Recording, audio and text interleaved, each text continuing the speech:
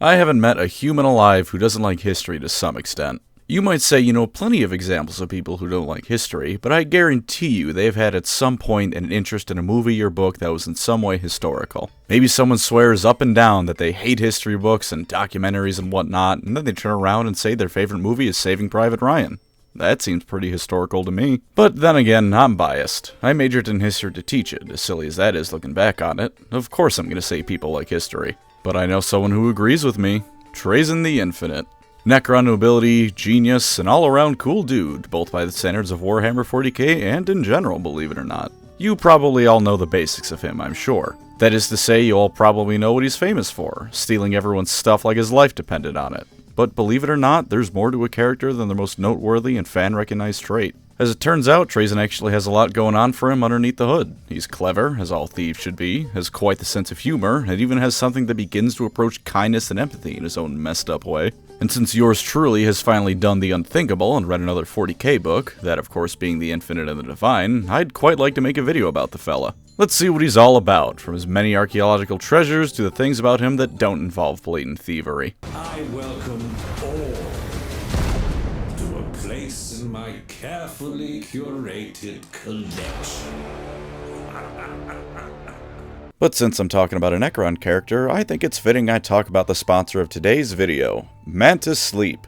They've slept for 65 million years, they know bed rest is important. Mantis Sleep's job is a very simple, very important one, making sleep better. Because if you sleep well, your life is gonna be better. You'll be healthier, happier, and all sorts of other positive adjectives. To help with this, they make sleep masks and sleep aids, and as someone whose sleeping habits range from college student on finals week to eldritch gods slumbering for thousands of years straight, I will tell you straight up that I greatly appreciate their sleep masks. And these masks aren't made on the cheap, there's some quality stuff. You ever hear of a little something called silk, one of the softest, most luxurious feeling things on the planet? Yeah, they got a mask made out of it. You can even get it in purple, so you get to feel like royalty and wear the color of royalty. Sleep like the Roman Emperor you are, you deserve it. But that's hardly the only thing you can get from Mantis Sleep. Want a weighted mask? Boom, there it is. That's the one I use, and it is a very nice thing to have. Or maybe you want to listen to something while you fall asleep, be it an audiobook, some music, YouTube videos. Well, Manta's once again got you covered because they've got a sleeping mask with a built-in Bluetooth system. I enjoy listening to stuff like that while I'm falling asleep, but headphones can be uncomfortable. Well, with Manta, you can fix both of those problems at the same time. All of them are freely adjustable too, so there's no need to lose sleep worrying about it not fitting. And even if sleeping masks aren't your style, Mantis Sleep still got some goodies for you. They've got earplugs, they've got a travel pillow, they've a nap arc for when your manager isn't paying attention to you at work. Everything you could possibly need to improve your sleeping experience, Manta has just for you. And you know what else Mantis Sleep has for you? Deals. Using the link in the description and my code, which is helpfully also on screen right now, you can get 10% off your order. That's https://bit.ly/45vy9wl using code Pancreas for 10% off your order. Make sure you're resting your best with Mantis Sleep. Now, let's talk about the funny stealing robot. Spoilers for the Infinite and the Divine going forward. I'm not going to spoil every single plot point of the book, but I'm going to be mentioning it somewhat frequently as a point of reference, so don't jump up my ass because I spoiled the book for you. It's been out for years by this point, go read the damn thing. It's good, I promise. I know it's scary for some of you, reading Warhammer books that don't have a Primarch on the cover of them, but trust me, it's worth the read. Trazyn the Infinite's backstory is that of literally every other Necron character to exist. He used to be a Necron tier, the Catan decided the entire species needed to lose the tier part of Necron tier, and then became a mummy Terminator. In his case, there's some evidence that Trazyn dragged Orican to the Diviner into biotransference himself, which would hint that Trazyn was either a fanatical devotee of the Catan or just a massive douchebag. Of course, Orican's memories were probably messed with by the Deceiver, so it's also equally likely that Trazyn had nothing to do with it. During his time as a Necron tier, he was the chief archivist of the Necron tier, whose job was to oversee the mummification of Necron nobility. A rather high-status job, if I say so myself. He was also already the historian we know him as today, although with not quite as large a gallery as he would come to have. Since Necron lore goes in the direction it does, it's safe to assume that he fought in the war in heaven against the Old Ones, Eldar, Krork, and all those colorful background lore blurs that GW will never flesh out. Then he goes to take a nap and is set to wake up 65 million years in the future. Although for Trazyn, his sleep wasn't to last quite as long as that. He only slept for 64,990,000 years, waking up 10,000 years before most of the other Necrons. And since even after all this time he was still the archivist, he set about doing what he does best, which is to say robbing all sorts of peoples of their belongings. Minor xenospecies we don't know anything about, humans, other Necrons, anything you can think of, Trazyn probably has something from its civilization in his planet-sized museum of solemnness. To his credit, not all of these are from civilizations that are still around. There's plenty of planets from still existing empires such as the Imperium that are long gone from memory in all ways except for as an exhibit from Trazyn's archives. Call it grave robbing if you really want to, but I'm willing to give Trazyn the benefit of the doubt on this. These civilizations would have come and gone to the ignorance of everyone around them for all time had he not taken something from them. For a good amount of his acquisitions, I'm willing to say he's doing proper archaeology, not just grave robbing. That being said, a good amount of the time he is just grave robbing. Or stealing and kidnapping, because when you want to get the most accurate depiction of a time period, you have to do some dirty work. And thus we get to what he was doing when he woke up during the Horus Heresy and the immediate aftermath of it. Stealing Imperials. He has replicas of several of the major battles of the Horus Heresy. Having woken up before just about every other major Necron, he had the chance to witness it go off in a way no one else quite did. An outside observer to mankind collectively shitting itself thanks to Horus's little temper tantrum, he knew a chance to get some good historical dioramas when he saw it. So he started collecting Space Marines. A lot of Space Marines. Enough that they'll become relevant later on. He collected more than just that, of course, like Custodians and Thunder Warriors. Also, something I find absolutely amazing is that Trazyn said he found the Imperium to be rather boring. It was all Emperor this, Emperor that. Great scene. Maybe this isn't the best way to word it, but it felt like someone at GW actually understood that perhaps the Imperium isn't the only thing about the setting worth giving a damn about.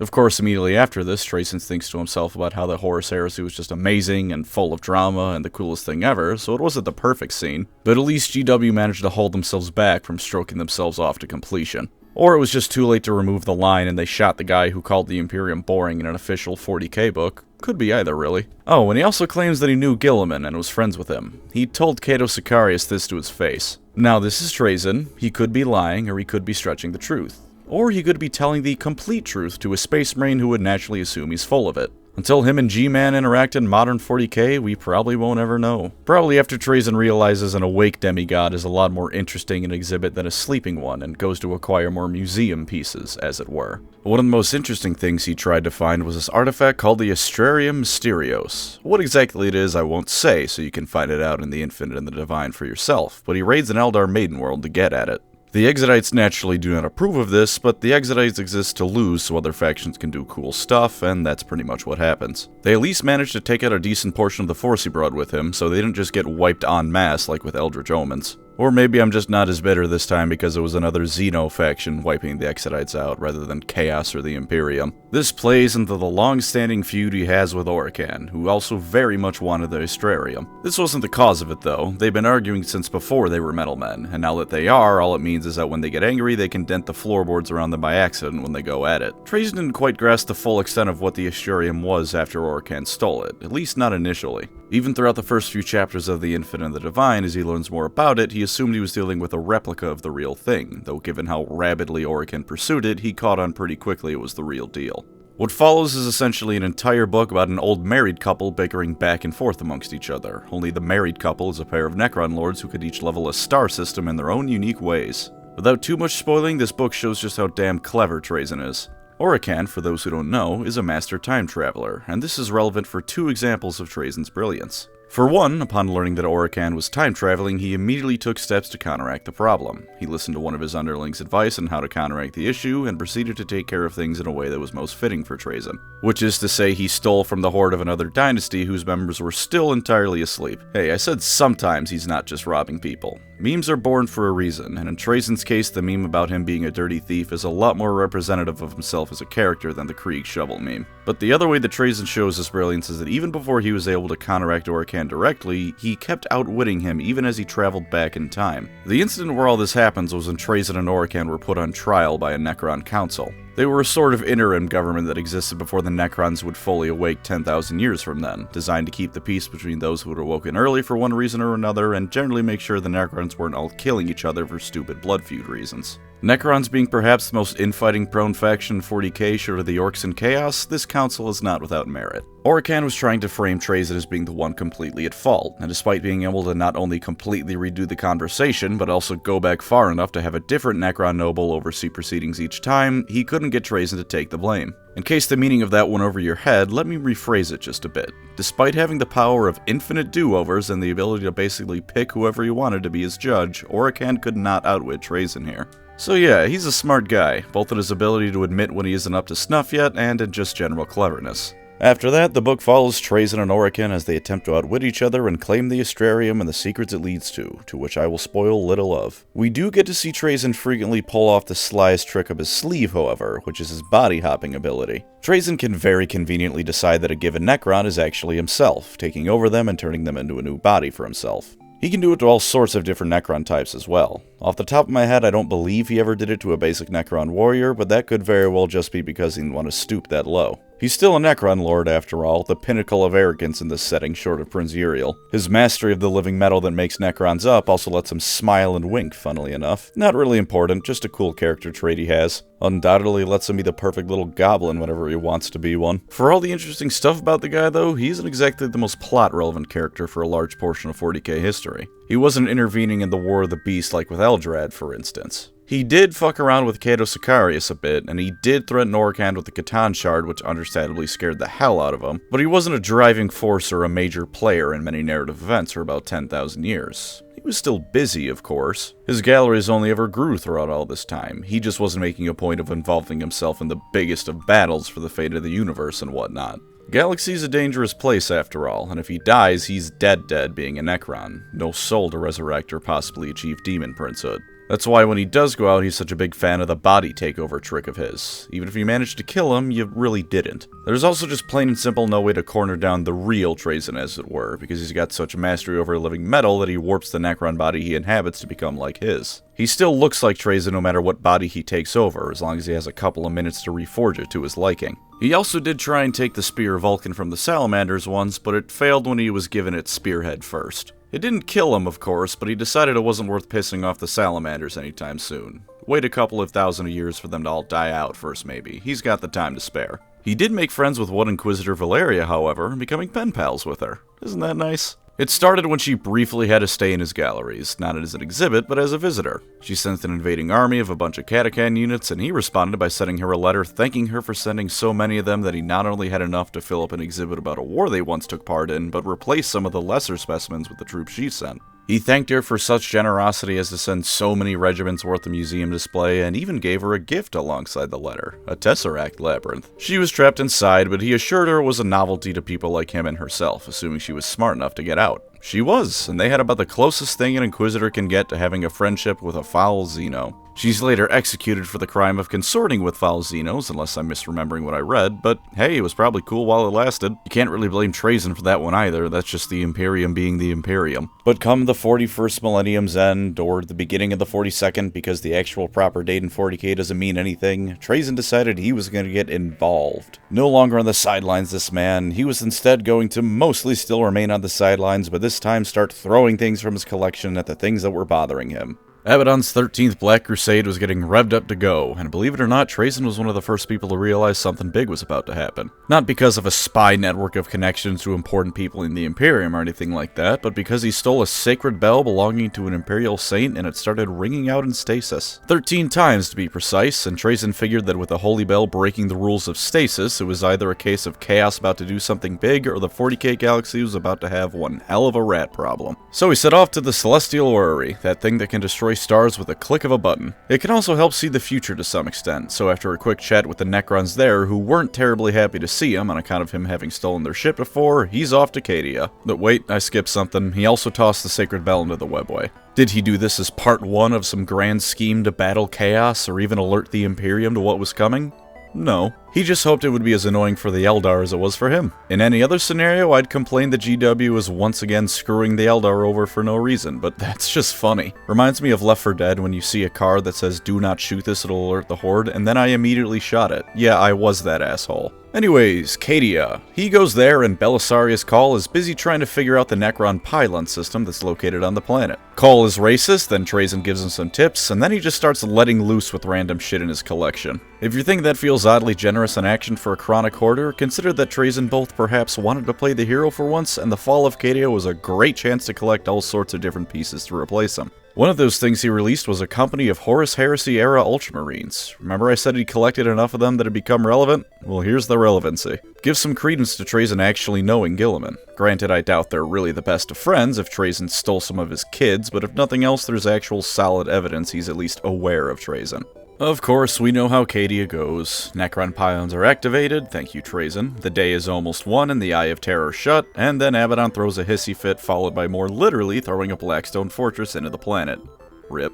Trazyn promptly leaves after kidnapping Creed for his gallery, and then starts probing his pet Catan shard for questions. Questions about how to safely enter the Eye of Terror and Great Rift. One gets the feeling he's attempting to steal the mother of all museum exhibits for himself. Although for all I know, he could just be planning to raid Crone Worlds for soul stones like the Eldar do so he can barter with them for more stuff. Never really know with Trazyn. His overarching goal of find more historical artifacts may be clear, but the devil's in the details, you know? Now with the basics of his lore largely out of the way, I want to talk about what he's like. Obviously, he's a bit of a kleptomaniac, but in many ways he's actually quite the kind and introspective fellow. This, of course, comes with the qualifier that he's an asshole and has done pretty horrid stuff, but this is 40k, that's everyone. So putting that aside, let's talk about how he's not too bad. For one, his interactions with Inquisitor Valeria. Trapping someone in a prison cube may not sound like the kindest thing, but keep in mind that she started at first by having an army invade his house. And if there's anyone who'd be able to reliably escape something like that in the Imperium, it'd be a member of the Ordo Xenos. Aside from that, him bothering to show up at Cadia at all shows he's willing to make nice with others. He worked with Call and released who knows how much of his collection onto the battlefield to try and make sure the Imperium won the day. Even taking Creed wasn't that bad, all things considered. Yeah, it's a bit fucked up, but Creed's other option was to die on Cadia and have his soul torn apart by demons. Compared to that, Trazyn's museum is a kindness. And in fact, there's some evidence that the people in Trazyn's museum aren't aware of time passing, so it's not like they're just being tortured for all eternity. The Hammer and Bolter short about him and Solemnus shows that the Dark Eldar and Chaos Marines inside the little dimensional pocket he trapped them in aren't aware of loops. With that in mind, I don't think it's a stretch to say other people in his exhibits are aware they're even frozen in time. That's not to say he's never done something like that. He has a Deathwatch team and a band of orcs positioned right across from each other that are fully aware of the other's presence. If he wants to, he can make sure you're fully aware of the passage of time, full on I have no mouth and I must scream style. But I don't think there's reason to believe that's the case with everyone in his museum. He's also a genuine historian. He doesn't just collect stuff to have it, he is serious about preserving and cataloging galactic history. He gets angry when his displays are ruined, not just because it's his stuff being destroyed, but because history itself is being erased. That's why when Orican steals the Astrarium for him, he was enraged. Orican destroyed multiple exhibits of his in an effort to throw Trazyn off during their fight, some of which were Necron tier artifacts. He was genuinely distraught over them being destroyed, and it extends beyond being angry when his stuff is smashed. A passage in The Infinite and the Divine is Trazyn trying to give a tour to some humans on Solemnus. Now, given that he also told them to stop screaming so he could continue, they probably weren't there willingly, but he at least wants to teach people some stuff. Very relatable to me, even though I didn't stick with teaching as a profession. He also doesn't like needless violence. Infinite and the Divine largely revolves around the planet of Serenade, where a Necron tomb lies with all sorts of secret knowledge inside. When Orican showed up with Necron destroyers, Trazyn was upset at the damage it was doing to the planet's ecosystem and the people on it. It goes from Eldar, Maiden World to Imperial Colony throughout the course of the book, and Trazyn never once wanted to destroy anything on it to get what he wanted. Well, except from Orican, he wanted to destroy Orican, but nothing native to the planet is what I meant. Even if you view it as cynically as possible and view his wanting to limit collateral damage as him just wanting to preserve history so he can steal it later, that's still far more than most characters in this setting would do. He's also introspective in a very depressing way. He's fully aware that when the Necron tier became Necrons, they lost something, the soul. And he laments that no longer can the Necrons do things like truly appreciate music or create new art. That's part of why he's so dedicated to preserving history. It's both out of a genuine desire to preserve what's come and gone, as well as his way of coping with what's been lost. Speaking of his history museum, I was originally going to cap the video off with a list of stuff Trazyn stole for his exhibits, but to be honest, I think that'd just be a waste of time. If you really want to know, it's not hard to look it up. Just use the Warhammer Wiki or 1d4chan for the highlights. I'll tell you my personal favorite thing in there though, a Tyranid swarm of quite humorous extent. You want to know what he did with it? Unleashed on the Phalanx to disable it. Sure, this is non-canon and only happens in Battlefleet Gothic's 2 Necron campaign, but I just love the mental imagery of that. What the hell constitutes a Tyranid swarm of quite humorous extent? That's an exact quote, by the way. Is it an entire hive fleet? Because he captured one of those once, it's not out of the question. Alternatively, is it just like 5 of them and he was forcing the phalanx to play Alien Isolation in real life? Whatever the case, it worked and it was funny. Let's see if he's any good on tabletop. For lore positives, Trazyn gives you the chance to fight for something a bit different by 40k standards. Usually it's for the glory of the Emperor / the Dark Gods, or for survival, or for any number of grand reasons. Trazyn, meanwhile, just wants to burglarize your house. Perhaps not the grandest motivation by comparison, but history is important, and it's a breath of fresh air as far as I'm concerned. He's also one of the more morally good Necron characters, so if that means anything to you, then he's a good choice to field as well. He's also just a silly little guy, so if you want to imagine your army laughing at the enemies all day long, make sure to grab him. Sure, the average Necron warrior won't be laughing, but the leadership will be. For tabletop positives, he's actually surprisingly solid in melee for a historian.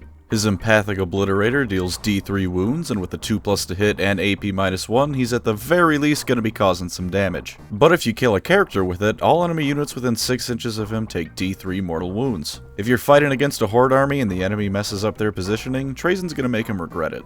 He's also pretty tanky, with a 3-up save, 4-up invulnerable save, and 6 wounds. Not the tankiest in the game by any means, but it'll at least ensure that it'll take some concentrated firepower to bring him down. Of course, as you might have guessed from his lore, he can also take over bodies. When he's killed, you roll a dice. On a 2 or higher, you replace an existing character with Trazyn, who comes back with 3 wounds remaining. No rules that happen when a model is destroyed are triggered either. This is not only funny, but can ensure you get a bit more use out of another character who's also on death's door, since Trazyn always comes back with 3 wounds.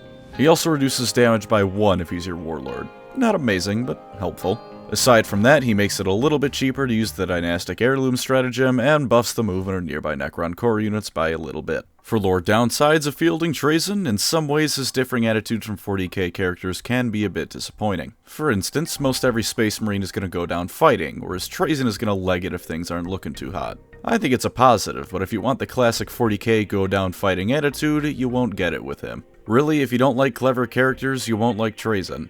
Maybe clever isn't the best word for it. Devious? Goofy? Tricksters. I think that's a good word. Trazyn's a trickster.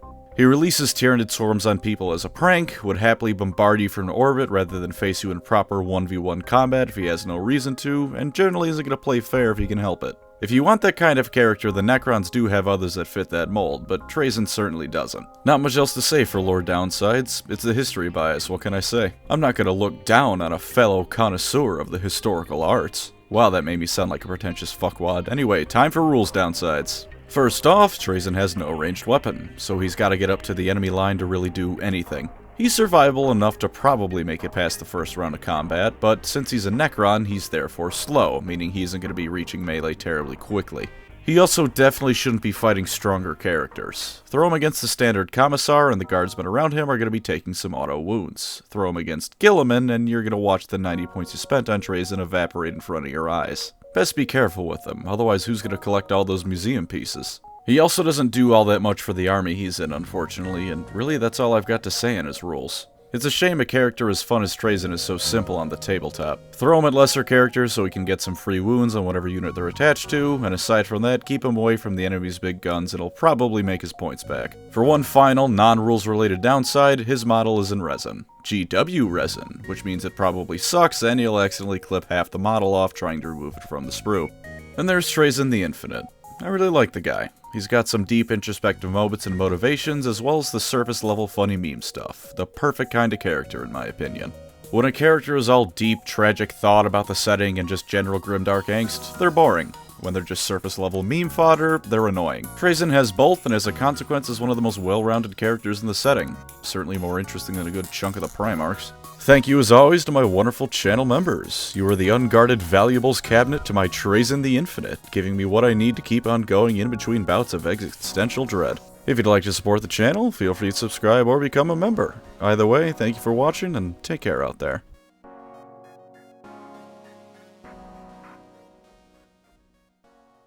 I think Tarkov sucks. No, I haven't played it, I just wanted to get that out there, let you all know where I stand on the matter of games I barely know anything about. A friend of mine did put a mod in Project Zomboid that replaced the inventory system with Tarkov's, and it was utter garbage, so I know a little bit about it. I know its inventory management is utter garbage. But I play Paradox games, so I'm probably not the authority on if a game is good or not.